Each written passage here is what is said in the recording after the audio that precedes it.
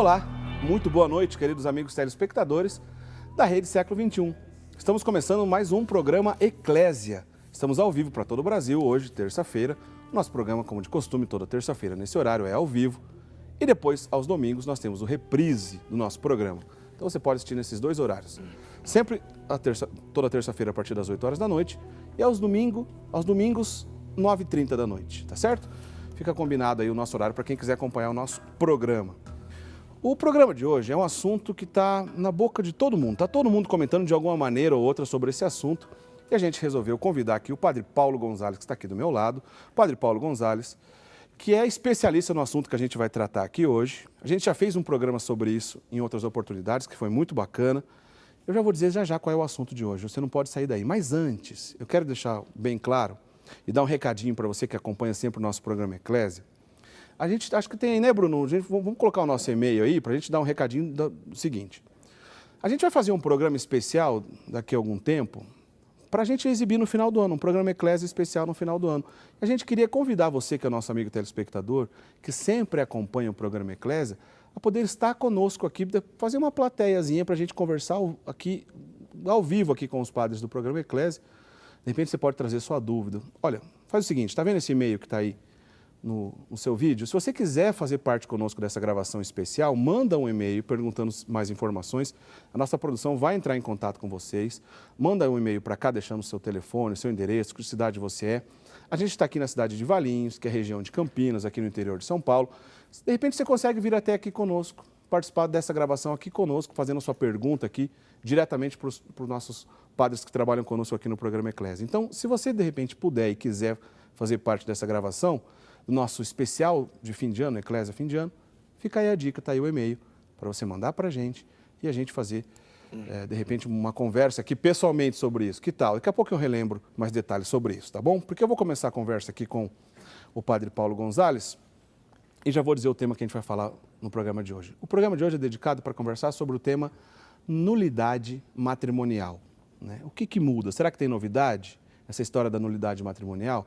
Porque a gente ouviu falar aí por todos os meios de comunicação que o Papa Francisco está pedindo novidades e fez até documentos a respeito da nulidade matrimonial.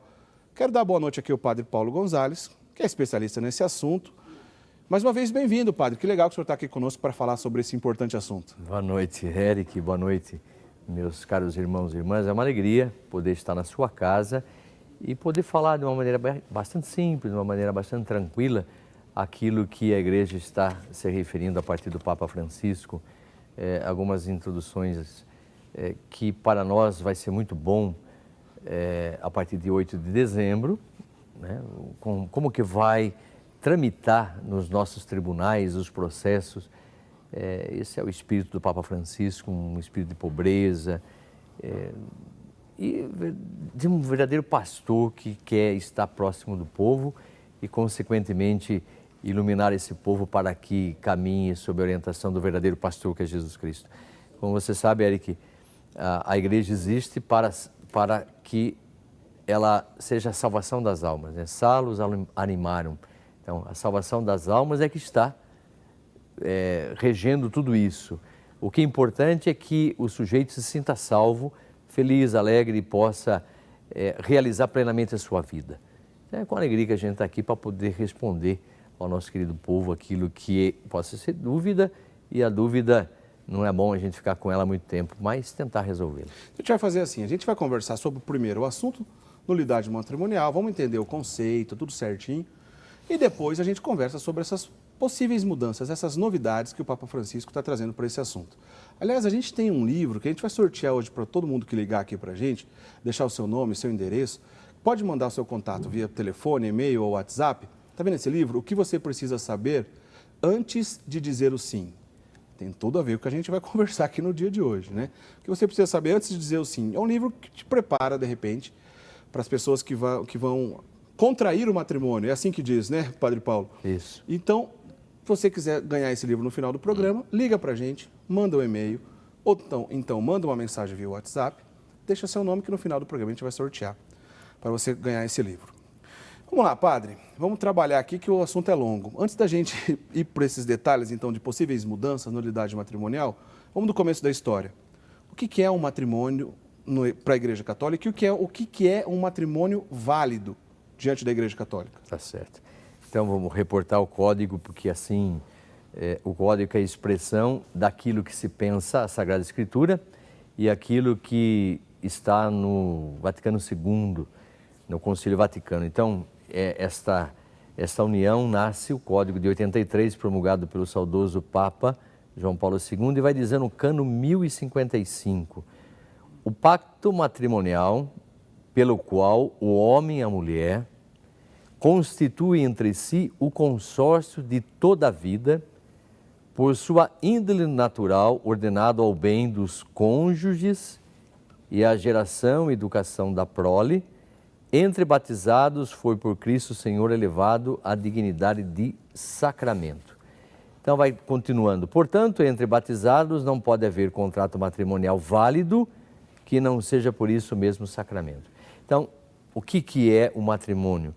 É o pacto, né, matrimonial entre homem e mulher, que constitui o consórcio para a vida toda, quer dizer, esse correr juntos, caminharem juntos para a edificação dessa cumplicidade, né? Isso é importante, porque eu não caminho sozinho, eu tenho a outra parte, essa outra parte une-se a mim para formar uma única carne, uma única realidade, e nós caminhamos juntos sob a orientação da palavra, sob a orientação do Cristo Senhor, que torna um sinal do amor. Assim como Cristo deu a vida pela igreja, eu devo dar a minha vida pela minha esposa e minha esposa por mim. Então, há uma cumplicidade de amor, onde se vive, então, portanto, o bem dos cônjuges, isso é fundamental, né? Quer dizer, o nosso bem. E, acima de tudo, a geração e educação da prole. Acima de tudo, não, quer dizer, como é importante ter esses dois valores. Por que eu me caso? Para o valor unitivo e para o valor procriativo. Me uno a outra pessoa porque existe o amor. E esse amor vai nos fazer uma única realidade. E esse amor, então, tem que gerar, porque o amor, ele tem que gerar algo, né? Assim como o Pai, que é amor, perfeitamente amor, ele gerou, né? Não criou. Consubstancial ao Pai, que é o símbolo niceno constantinopolitano, né? Que a gente professa nos finais de semana, quando a gente escolhe esse símbolo. O Filho não é criado, mas gerado consubstancial ao Pai, e deles procede o Espírito. Então, o amor tem que gerar alguma coisa. Então, por isso que a prole, dentro do matrimônio também, ela é uma consequência desse valor unitivo. Nos unimos para o valor do nosso bem, para que tenhamos a cumplicidade, o amor, para que possamos nos santificar. E essa santificação nada mais é do que ser verdadeiramente fiel, e não só fiéis, mas temos esta coragem de buscar algo em comum dentro da nossa realidade, né, Eric? Eu penso que estou me explicando nesse aspecto de dizer o que é hoje essa santidade. Nada mais é do que ter caráter, de ter personalidade, de buscarmos juntos aquilo que é o grande desafio, que é o conhecer a si mesmo, né? Que um ajude o outro, dando-se mutuamente, amando-te e respeitando-te todos os dias da minha vida. Então isso é muito bom saber que eu amo alguém, que respeito, que vivo essa cumplicidade e que diante desse amor eu gero filhos para uma história pela qual nós somos chamados à procriação, iluminando a história com novos nascimentos de pessoas bem decididas, pessoas que sabem fazer escolhas e assim por diante. Lógico que tudo isso é um ideal, certo? Mas vamos buscar esse ideal, né? Vamos buscar. Bom, o tema do programa de hoje, né, como eu acabei de dizer, é nulidade matrimonial. Quando a gente ouve falar bastante desse assunto, que é o que está acontecendo nesses nossos dias, devido a essa notícia do Papa Francisco, promulgar esse documento com possíveis mudanças na nulidade matrimonial, a gente ouve uma confusão logo de cara. A gente já falou isso em outras oportunidades, inclusive com o senhor aqui mesmo nos ajudando em outras oportunidades, porque há uma diferença entre declarar nulo e anular alguma coisa, né? Porque aliás, é um senso comum até a gente dizer a expressão de que o que Deus uniu, o homem não separa. Então quer dizer que não tem como anular um casamento válido. A igreja apenas declara nulidade, ou seja, nunca existiu. Vai declarar que ali nunca existiu um casamento. Não tem como anular algo válido. Mas, antes da gente entrar nas questões de nulidade, por que anula, por que não anula, para ser válido, tem alguns passos que tem que ser seguido, porque para ser válido, a gente entende que alguma coisa, uma regra, vamos dizer assim, tem que ser seguido. Isso. Em poucas palavras, quais são essas regras? O que precisa acontecer para ser válido? Não tem que ter vício de consentimento, quer dizer, certo. Esse meu consentimento, meu sim, não está viciado em hipótese alguma. Não pode ter impedimentos dirimentes, né, que possam tornar nulo esse matrimônio. E a forma canônica. São 3 grandes pontos que nós vamos refletir nessa noite, juridicamente falando. Então, tornando a repetir, esse consentimento não pode estar viciado, em hipótese alguma, quer dizer, eu digo sim, mas ao mesmo tempo estaria dizendo não. É uma mentalidade um pouco contra aquilo que o Criador deseja. Se eu entro para o matrimônio com a mentalidade de dizer, eu digo sim, mas que seja eterno enquanto dure. Quer dizer, já estou pensando no divórcio ali na frente. Então, a igreja não tem divórcio, por isso que você falou muito bem, e eu quero só reforçar, não existe anulação na igreja, porque anulação é algo que já existiu, estou anulando. Certo. Então, quer dizer, é divórcio isso. Então, a igreja não admite o divórcio, quer dizer, eu não posso anular aquilo que está unido. Aquilo que existe eu não posso anular, mas eu posso reconhecer a nulidade do matrimônio, que é diferente. Aquilo nunca aconteceu, foi só um casamento de aparência, né? Porque o casamento não está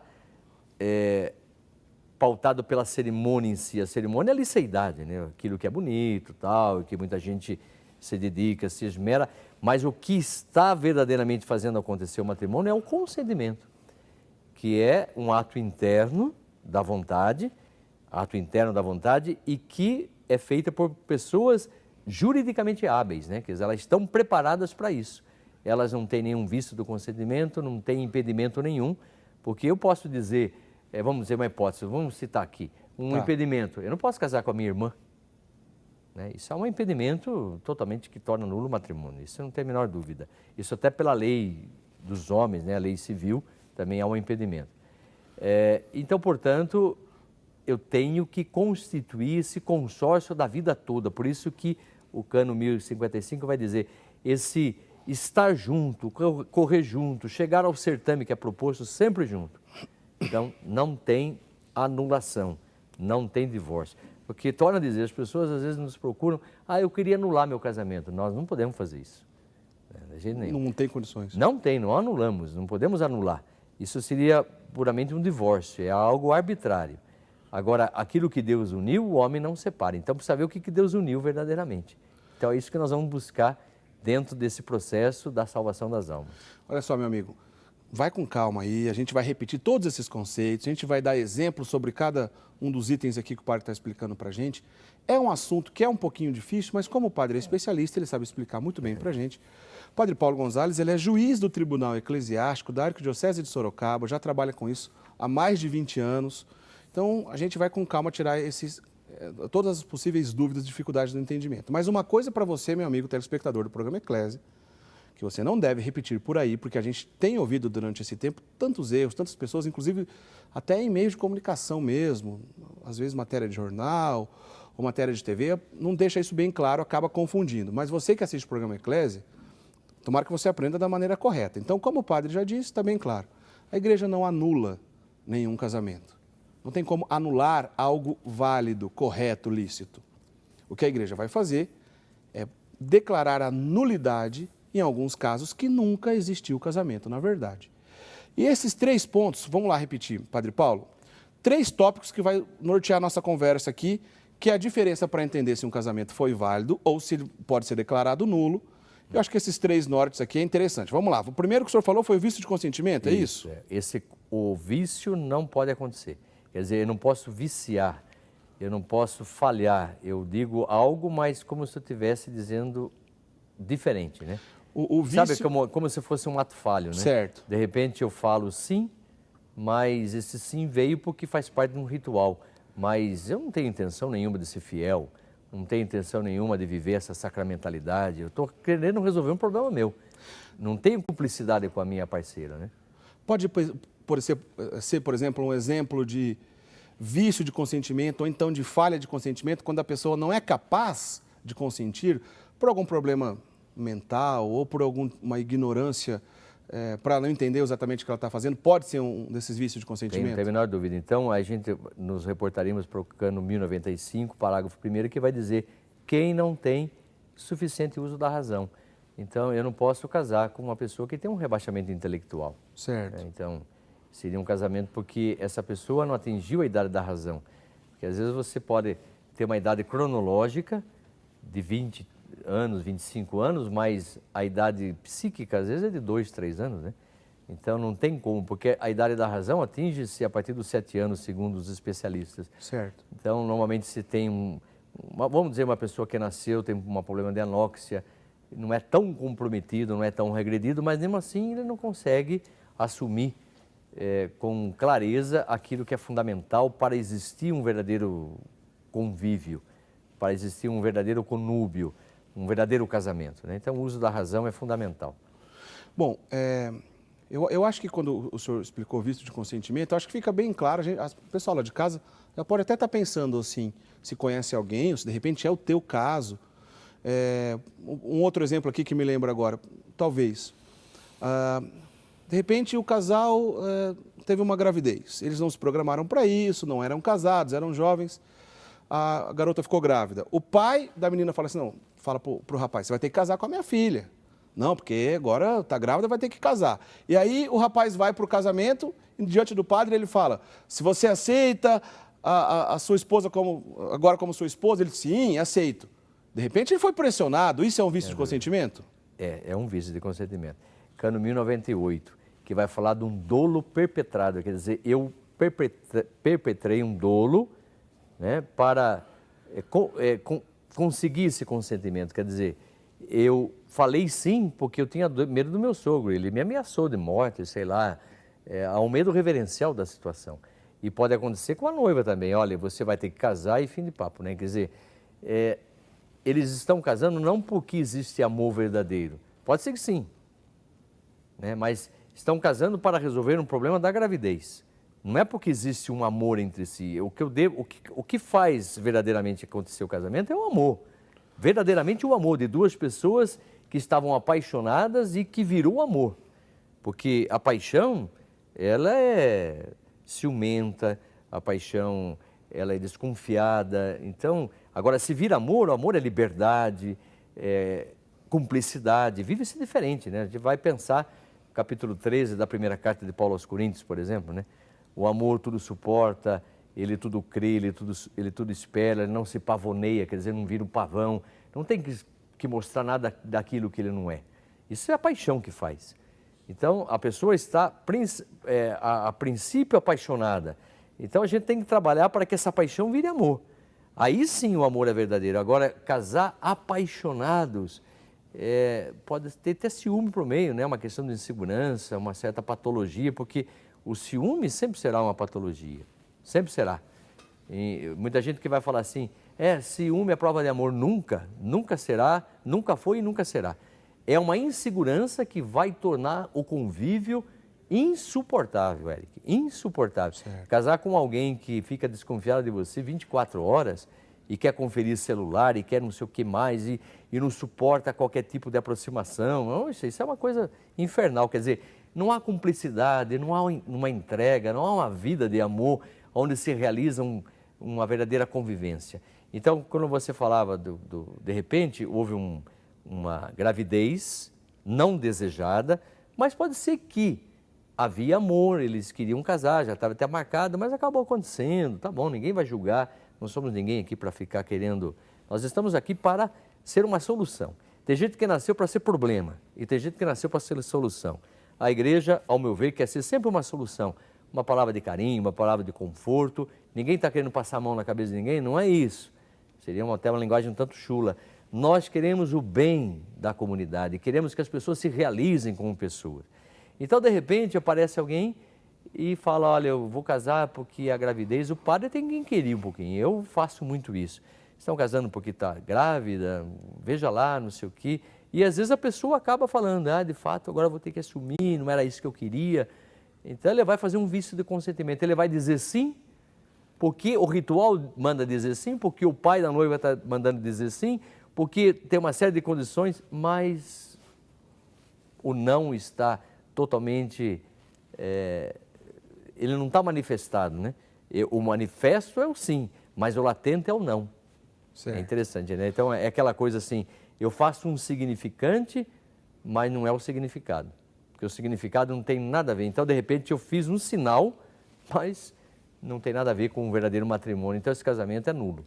Então, nesse caso, por exemplo, devido ao vício de consentimento, não importa quantos anos passar, quando essa situação for apresentada por tribunal eclesiástico, que o padre vai explicar para a gente como funciona o tribunal eclesiástico no próximo bloco, a igreja vai perceber que ali houve um vício de consentimento, então nunca existiu. Então não está anulando nada. Se não existiu, como é que vai anular alguma coisa? Está apenas declarando nulo. Nunca existiu. A gente vai já para o nosso primeiro intervalo. A gente só começou a nossa conversa. Tem muita coisa bacana para a gente ainda trocar ideia aqui com o padre Paulo Gonzalez. Não sai daí, a gente volta já.